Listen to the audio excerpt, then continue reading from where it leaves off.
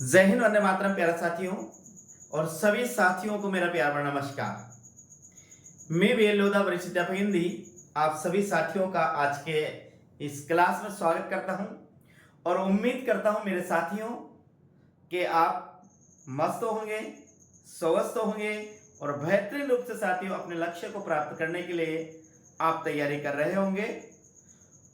और मैं आशा करता हूं साथियों कि आपकी जो वैकेंसी है राजस्थान आरपीएससी की फर्स्ट ग्रेड और सेकंड ग्रेड की शायद बहुत जल्दी आने वाली है और उसी वैकेंसी को मद्देनजर रखते हुए हम बिल्कुल निःशुल्क क्लास चला रहे हैं।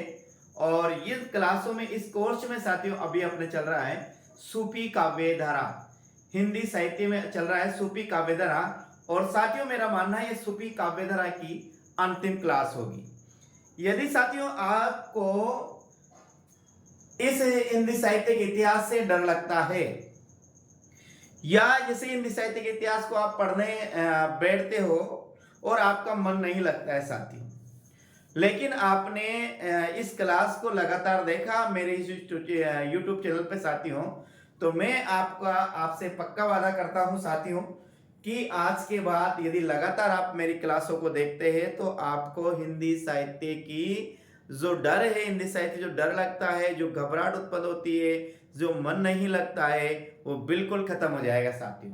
बस शर्त यह है कि आप लगातार मेरे साथ बने रहिएगा और मैं आपके साथ लगातार साथियों बने रहूंगा। तो हम पढ़ रहे हैं साथियों क्या सूफी साहित्य हम पढ़ रहे हैं। सूफी साहित्य का ये आज अपनी अंतिम क्लास होगी। आप साथियों या तो आरपीएससी सेकंड ग्रेड या फिर फर्स्ट ग्रेड की तैयारी कर रहे हैं तो भी यही साहित्य, कॉलेज लेक्चरर की या यूजीसी नेट जेआरएफ या सेट की तैयारी कर रहे हैं, पीजीटी टीजीटी की तैयारी कर रहे हैं, एमपी वर्ग 1 या वर्ग 2 की तैयारी कर रहे हैं या डी ट्रिपल एस की तैयारी कर रहे हैं, सभी में साथियों हिंदी साहित्य का इतिहास वो सेम ही आता है। ये कोई गलत नहीं है, ये कोई अलग से नहीं आता है, हिंदी साहित्य का इतिहास सेम ही है। यानी कि इन परीक्षाओं में से आप कोई सी भी परीक्षा की तैयारी कर रहे हैं, ये हिंदी साहित्य सेम इसी प्रकार का आने वाला है। यानी एक ही क्लास से आपकी इतनी कंपटीशन की तैयारी हो रही है और वो भी बिल्कुल निःशुल्क रूप में साथियों। तो चैनल पर पहली बार तो चैनल को जरूर सब्सक्राइब कीजिएगा, साथ साथ बेल आइकन दबाकर किस पर प्रेस करें साथियों, पहली बार तो आप बेल आइकन को दबाइए और बेल आइकन दबाकर आप किस पर ऑल पर क्लिक करिएगा ताकि मेरी हर क्लास आपके पास पहुंच सके साथियों। तो एक बार पुणे में मेरे अग्रज जितने भी हैं, मेरे अनुज जितने भी हैं, मेरे जितने भी मित्र हैं साथियों, सभी मित्रों का सखाओं का मैं आप सभी का एक बार पुणे इस YouTube चैनल पर स्वागत करता हूं साथियों।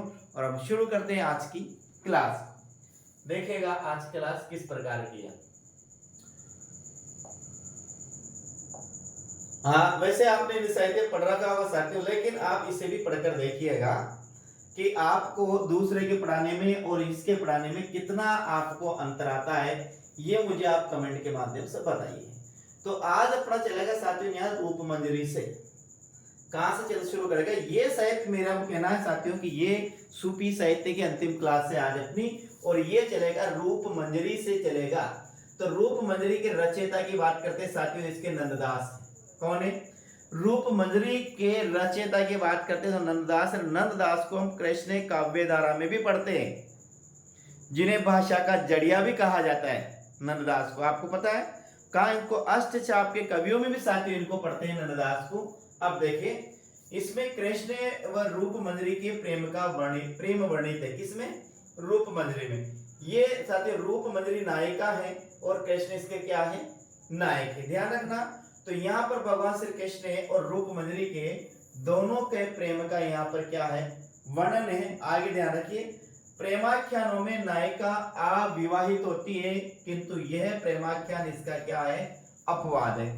यानी कि जितने भी प्रेमाख्यान है सूफी काव्य धारा के, उनमें सब प्रेमाख्यानों में नायिका जो है वो क्या है? अविवाहित होती है। यानी जिसे हम कुंवारी कहते हैं, कुंवारी होती है जिनका विवाह नहीं होता है। लेकिन रूप मंजरी जो प्रेमाख्यान है, इसकी जो नायिका है रूप मंजरी, वो साथियों क्या है? विवाहित है। इसका विवाह हो चुका है। और क्या करती है वो? आगे रूप मंजरी अविवाहित है, जो कृष्ण को पाने के लिए अपने दाम्पत्य पाने के लिए दाम्पत्य मर्यादा का त्याग कर देती है साथियों। ये पूरे आपको याद रहता है। ये प्रश्न ऐसा आएगा, रूप मंजरी के संबंध में कौन सा कथन असत्य है? कैसा आएगा? रूप मंजरी के संबंध में कौन सा कथन असत्य है, या फिर रूप मंजरी के संबंध में कौन सा कथन सत्य नहीं है, या कौन सा कथन गलत है, या कौन सा कथन गलत नहीं है। ऐसे आपको प्रश्न आएगा साथियों एग्जाम में। इसलिए आपको ये भी याद करना है, ये भी करना है, ये भी करना है, तीनों ही आपको याद करना है। पहला तो रूप मंजरी के रचयिता नंददास है। इसमें कृष्ण और रूप मंजरी के प्रेम का वर्णित है। जितने भी प्रेमाख्यान है उन सब प्रेमाख्यान जो नायिका होती है वो अविवाहित होती है, लेकिन ये रूप मंजरी है, ये इसका क्या एक अपवाद है। हाँ, रूप मंजरी अविवाहित है, जो कृष्ण को पाने के लिए, कृष्ण को प्राप्त करने के लिए अपनी दाम्पत्य मर्यादा का क्या कर देती है? त्याग कर देती है। और यही किसमें वर्णित है साथियों? यही रूप मंजरी में वर्णित है। आगे हम देखते हैं। आगे अपनी आती है चित्रावली। क्या आती है? चित्रवाली, ये चित्रावली है साथियों। क्या है? ध्यान रखना, ये है चित्रावली।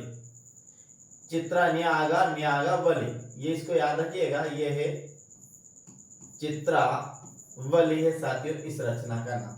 ठीक है, यहाँ मिस प्रिंट है, जिसके रचनाकार है उस्मान, यानी कि ये है चित्रावली साथियों, ये रचना का नाम है। और ये इसके जो रचयिता है वो कौन है? उस्मान है। तो ये चित्रवाली नहीं, ये चित्रावली, आपको ध्यान रखना है। क्या है? चित्रावली। और चित्रावली के रचयिता की बात करते हैं, इसके रचयिता कौन है? उस्मान है। इस कृति की रचना उस्मान ने अमरता के उद्देश्य से की थी, और इस प्रेमाख्यान में अंग्रेजों का वर्णन मिलता है। ये भी आपको रखना। चित्रावली किसकी रचना है? तो चित्रावली उस्मान की रचना है, और उस्मान ने चित्रावली की जो रचना की वो अमरता के उद्देश्य से की थी, और चित्रावली में अंग्रेजों का वर्णन मिलता है साथियों, आपको ध्यान रखना है। चित्रावली है, चित्रावली की जो रचयिता है वो उस्मान है। उस्मान ने चित्रावली की रचना अमरता के उद्देश्य से की थी, और चित्रावली में किसका वर्णन है? चित्रावली में अंग्रेजों का वर्णन है। ये हमें ध्यान रखना है साथियों, है नहीं? आगे बात करते हैं, अगली रचना आती है, एक बार पुनः देखिएगा। चित्रावली, ये चित्र नहीं है, अभी क्या लिखा अपन ने, आपको इसमें ध्यान रखना है। ये क्या है? ये है चित्रावली। क्या है? चित्रावली है। और इस कृति की रचना उस्मान ने अमरता के उद्देश्य से की थी, और इस प्रेमाख्यान में अंग्रेजों का वर्णन है। किसका वर्णन मिलता है? इसमें अंग्रेजों का वर्णन मिलता है। अगली जो रचना आती है साथियों अपनी आती है ज्ञानदीप, और इसके है रचयिता है शेख नबी। क्या है? इसके रचयिता है शेख नबी, और शेख नबी से प्रेम गाथा परंपरा समाप्त समझनी चाहिए। ये जो उक्ति है ये आचार्य रामचंद्र शुक्ल की उक्ति है, आपको इस बात का ध्यान रखना है। पहली रचना तो आती है ज्ञानदीप, किसकी रचना है? तो ये शेख नबी की रचना है। ज्ञानदीप किसकी रचना है? शेख नबी की रचना है। ज्ञानदीप किसकी रचना है? शेख नबी की रचना है। और शेख नबी से प्रेम गाथा परंपरा समाप्त समझनी चाहिए। क्या है? शेख नबी से प्रेम गाथा परंपरा समाप्त समझनी चाहिए। और ये जो कथन है साथियों, ये कथन किसका है? ये आचार्य रामचंद्र शुक्ल का है मेरे साथियों। शेख नबी से प्रेम गाथा परंपरा समाप्त समझनी चाहिए, ये कथन है, ये आचार्य रामचंद्र शुक्ल का कथन है साथियों। आगे बात करते हैं, अन्य महत्वपूर्ण तथ्य की बात करते हैं। तो अन्य महत्वपूर्ण तथ्य में पहला तथ्य आता है, जैन श्रावक जटमल ने अपने प्रेमाख्यानों, जिसका एक का नाम है प्रेमलता और एक का नाम है प्रेम विलास, ध्यान रखना, जैन श्रावक जटमल अपने प्रेमाख्यानों प्रेमलता और प्रेम विलास की कथा का आरंभ ओम श्री जैनाय नमे नाम से करते हैं।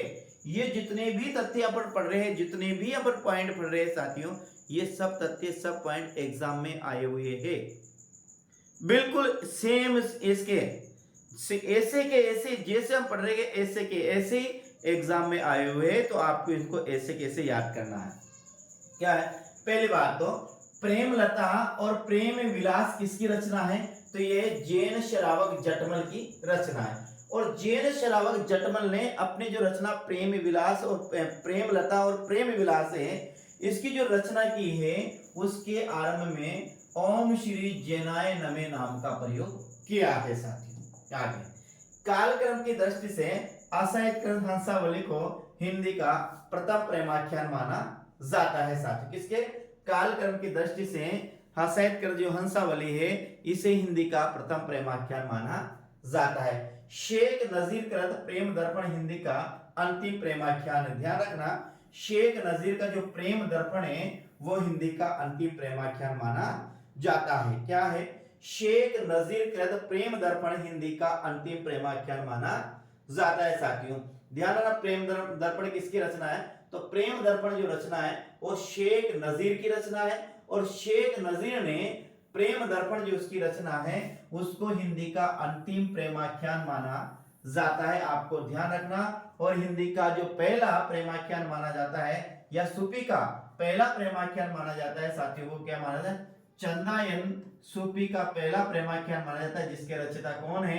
मुल्ला दाऊद है। कौन है? मुल्ला दाऊद है। और इसको राम कुमार वर्मा द्वारा इसे पहला हिंदी का प्रेमाख्यान माना गया है मेरे साथियों, ध्यान रखना। शेख नजीर प्रेम दर्पण हिंदी का अंतिम प्रेमाख्यान है। हंस जवाहिर है जिसके रचयिता कासिम शाह है। ध्यान रखना, हंस जवाहिर के रचयिता कासिम शाह है। प्रेम दर्पण के रचयिता शेख नजीर है, जो हिंदी का अंतिम प्रेमाख्यान है, सूफी का अंतिम प्रेमाख्यान माना जाता है। हंस जवाहिर के रचयिता कौन है? ध्यान रखना, कासिम शाह हंस जवाहिर के रचयिता है। ये भी आपको ध्यान रखना है कि हंस जवाहिर के रचयिता कौन है साथियों? तो हंस जवाहिर के रचयिता है कौन है? कासिम शाह हंस जवाहिर के रचयिता है। इंद्रावती और अनुराग बांसुरी के रचयिता साथियों नूर मोहम्मद है। एक और याद रखना, इंद्रावती और अनुराग बांसुरी किसकी रचना? तो इंद्रावती और अनुराग बांसुरी वो नूर मोहम्मद की है। इंद्रावती और अनुराग बांसुरी किसकी रचना है? तो ये नूर मोहम्मद की रचना है। ध्यान रखना, इंद्रावती और अनुराग बांसुरी किसकी रचना है? नूर मोहम्मद की रचना है। ध्यान रखना, इंद्रावती और अनुराग बांसुरी किसकी रचना है? नूर मोहम्मद की रचना है। आगे, नूर मोहम्मद का हिंदी ज्ञान अन्य सब सूफी कवियों से अधिक था। यह भी एग्जाम में ऐसा कैसे आया है कि किस कवि का हिंदी ज्ञान अन्य सब सूफी कवियों से अधिक था? तो साथियों ध्यान रखना, नूर मोहम्मद का ज्ञान है वो सब हिंदी कवियों से अधिक था। और अनुराग बांसुरी और इंद्रावती किसकी रचना है? या इंद्रावती और अनुराग बांसुरी किसकी रचना है? तो ये नूर मोहम्मद की रचना है। और नूर मोहम्मद का जो हिंदी ज्ञान है वो अन्य सब सूफी कवियों से अधिक था साथियों, ये भी अपन को ध्यान रखना। आगे, अनुराग बांसुरी में चौपाई के बाद दोहा छंद का प्रयोग नहीं करके बरवे छंद का प्रयोग किया गया है, ये अपन को ध्यान रखना है साथियों। क्या? अनुराग बांसुरी किसकी है? नूर मोहम्मद की है। तो अनुराग बांसुरी में चौपाई के बाद दोहा छंद का प्रयोग नहीं करके बरवे छंद का प्रयोग किया गया है। यानी कि अनुराग बांसुरी में चौपाई के बाद क्या आता है? चौपाई के बाद आता है बरवे। क्या आता है? ध्यान रखना, बरवे छंद आता है। याद रखना, इंद्रावती और अनुराग बांसुरी जो रचना है वह नूर मोहम्मद की है। क्या? इंद्रावती और अनुराग बांसुरी जो रचना है वह नूर मोहम्मद की है। और अनुराग बांसुरी में चौपाई के बाद दोहा छंद का प्रयोग नहीं करके साथियों किसका प्रयोग किया गया है? बरवे छंद का प्रयोग किया गया है। अनुराग बांसुरी में शरीर और जीवात्मा को लेकर प्रश्न खड़ा किया गया है। किसमें? अनुराग बांसुरी में क्या है? शरीर और जीवात्मा को लेकर प्रश्न खड़ा किया गया है, यह ध्यान रखना। किसमें? अनुराग बांसुरी। अनुराग बांसुरी किसकी रचना है? नूर मोहम्मद की रचना है। और नूर मोहम्मद का जो हिंदी ज्ञान है वो अन्य सब सूफी कवियों से अधिक था, ये भी अपन को ध्यान रखना है। तो अनुराग बांसुरी में शरीर और जीवात्मा को लेकर प्रश्न खड़ा किया गया। आचार्य रामचंद्र शुक्ल ने नूर मोहम्मद ग्रंथ इंद्रावती को सूफी पद्धति का अंतिम ग्रंथ माना है साथियों, ध्यान रखना। आचार्य रामचंद्र शुक्ल ने जो नूर मोहम्मद ने जो इंद्रावती लिखी है इसे सूफी पद्धति का अंतिम ग्रंथ माना है। क्या माना है? सूफी पद्धति का अंतिम ग्रंथ माना है। तो इसका मतलब साथियों आपको यहाँ ध्यान रखना है, यहाँ एक लाइन है कि शेख नजीर प्रेम दर्पण हिंदी का अंतिम प्रेमाख्यान है। ये तो हिंदी का अंतिम प्रेमाख्यान माना जाता है, लेकिन आचार्य रामचंद्र शुक्ल ने साथियों आचार्य रामचंद्र शुक्ल ने नूर मोहम्मद कर इंद्रावती को सूफी पद्धति का अंतिम प्रेमाख्यान माना, ये भी ध्यान रखना। आचार्य रामचंद्र शुक्ल ने सूफी पद्धति का अंतिम प्रेमाख्यान किसे माना है? तो आचार्य रामचंद्र शुक्ल ने सूफी पद्धति का जो अंतिम प्रेमाख्यान माना है वो इंद्रावती को माना है साथियों। यूसुफ जुलेखा है जिसके रचयिता शेख निसार है, ध्यान रखना। एक और रचना अपनी आती है, क्या आती है? यूसुफ, क्या यूसुफ जुलेखा, जिसके रचना शेख निसार है। क्या है? यूसुफ जुलेखा। क्या है? यूसुफ जुलेखा जो रचना है जिसके रचना शेख निसार है साथियों। क्या है? शेख निसार। यूसुफ जुलेखा, यूसुफ जुलेखा जो रचयिता है, ये रचना है सूफी पद्धति की जो रचना है, इसके रचयिता शेख निसार है। ध्यान रखना, यूसुफ जुलेखा के रचयिता कौन है? शेख निसार है। आपको यह ध्यान रखना है। हिंदी में सर्वाधिक प्रेमाख्यानों की रचना जान कवि ने की है। यह प्रश्न आरपीएससी द्वारा पूछा गया है कि हिंदी में सर्वाधिक प्रेमाख्यानों की रचना किसके द्वारा की गई है। तो मेरे प्रिय साथियों, हिंदी में सर्वाधिक जो प्रेमाख्यानों की रचना की गई है वो जान कवि ने की गई है। अपन को ध्यान रखना है। क्या ध्यान रखना? अपन को ध्यान रखना है कि हिंदी में जो सर्वाधिक प्रेमाख्यानों की रचना की है वो किसके द्वारा की गई है? जान कवि द्वारा की गई है। अपन को याद रखना है। जान कवि राजस्थान के फतेहपुर शेखावट निवासी थे। शेखावटी में जो फतेहपुर शहर फतेहपुर है, शायद चूरू में आता है, सीकर में आता है। तो जान कवि थे, राजस्थान के फतेहपुर शेखावटी निवासी थे। और हिंदी में जो सर्वाधिक प्रेमाख्यान की रचना की है वो जान कवि ने की है साथियों। अब देखो, इन्होंने कुल 78 ग्रंथों की रचना की, जिसमें से 29 प्रेमाख्यान किन्होंने साथियों?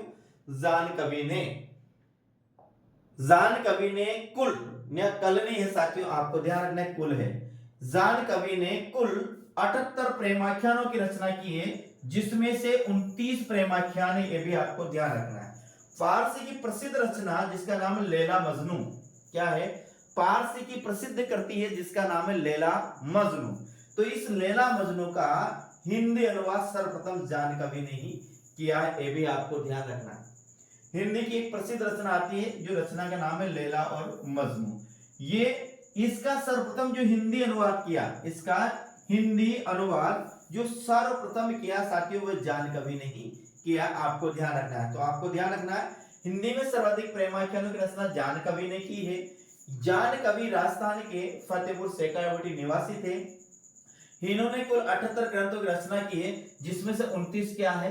प्रेमाख्यान है। फारसी की प्रसिद्ध प्रेम कथा लैला मजनू का हिंदी अनुवाद सर्वप्रथम जान कवि ने ही किया है। फारसी की प्रसिद्ध कृति जिसका नाम है लैला मजनू, आपने नाम सुना होगा। तो लैला मजनू का सर्वप्रथम जो हिंदी अनुवाद किया साथियों वो जान कवि ने किया। जान कवि राजस्थान के फतेहपुर शेखावटी निवासी थे। हिंदी का में जो सर्वाधिक ज्ञान था साथियों वह जान कवि को ही था। हाँ, हिंदी में सर्वाधिक प्रेमाख्यानों की रचना की वो जान कवि ने ही की है साथियों। और इन्होंने कुल 78 प्रेमाख्यानों की रचना की है, जिसमें से 29 क्या है? 78 ग्रंथों की रचना की है, जिसमें से 29 क्या है? प्रेमाख्यान है साथियों। आगे हम बात करते हैं। आगे आती है सूफी काव्य की विशेषता। क्या आती है? सूफी काव्य की विशेषता आती है या प्रवृत्ति आती है। पहले तो है प्रेम तत्व का निरूपण। क्या है? यदि आपको कोई भी हो, राम काव्यधारा हो, कृष्ण काव्यधारा हो, सूफी काव्यधारा हो, संत काव्यधारा हो, रीतिबद्ध हो, रीति सिद्ध हो, रीति मुक्त हो, या फिर साथियों आपको और भी बात करते हैं तो आप रासो काव्य हो, कोई भी है, यदि इसकी आपको विशेषता, नाथ साहित्य हो, सूफी साहित्य हो, जैन साहित्य हो, यदि आपको इनकी विशेषता याद है, समझ लेगा आपको लगभग 30 से 40% आपको वह साहित्य, वह धारा काव्यधारा आपको याद है। तो ये जो साहित्य, ये जो काव्यधारा, ये जो विशेषता है, इनकी जो प्रवृत्तियां हैं, इनको आप अच्छी तरह से ध्यान में रखिए। हम एक एक पर बात करते हैं। पहला है प्रेम तत्व का निरूपण किया गया। प्रत्येक जो काव्य है, सूफी पद्धति का जो प्रत्येक ग्रंथ है, उसमें पहली बात क्या है? प्रेम तत्व का निरूपण किया गया है। दूसरी बात इसमें प्रबंधात्मकता है। ध्यान रखना, सूफी पद्धति की जितनी भी रचना मिलती है 99% वो प्रबंधात्मक रूप में लिखी गई है, वह मुक्तक में नहीं लिखी गई है, ये ध्यान रखना। तो पहले तो प्रेम तत्व का निरूपण, दूसरा है प्रबंधात्मकता, तीसरा की बात करते हैं अधिकांश जो कवि है वो क्या है? मुस्लिम है। बिल्कुल, अधिकांश जो कवि है मुस्लिम है। इसमें अवधी भाषा की प्रधानता है। ध्यान रखना, सूफी पद्धति में अवधी भाषा की प्रधानता है, और जितने भी कवि अधिकांश वो क्या है? मुस्लिम कवि। सूफी मत का सिद्धांत निरूपण किया गया, उसे ही सूफी काव्यधारा के नाम से जाना जाता है। दोहा चौपाई शैली का प्रयोग किया गया। इसमें कितना? 99% साथियों इसमें किस पद्धति का प्रयोग किया गया है? इसमें दोहा और चौपाई शैली का प्रयोग किया गया है। यानी दोहे के बाद क्या आता है? चौपाई आता है साथियों। वियोग श्रृंगार की प्रधानता है। बिल्कुल जितनी भी सूफी पद्धतियां हैं, रचना है, उसमें सब में वियोग श्रृंगार की प्रधानता है। वो पद्मावत को लो या रूपवती को लो, चंदायन को लो या इंद्रावती को लो या मर्गावती को लो, किसी को भी लो साथियों, सभी में क्या है, वियोग श्रृंगार की प्रधानता है।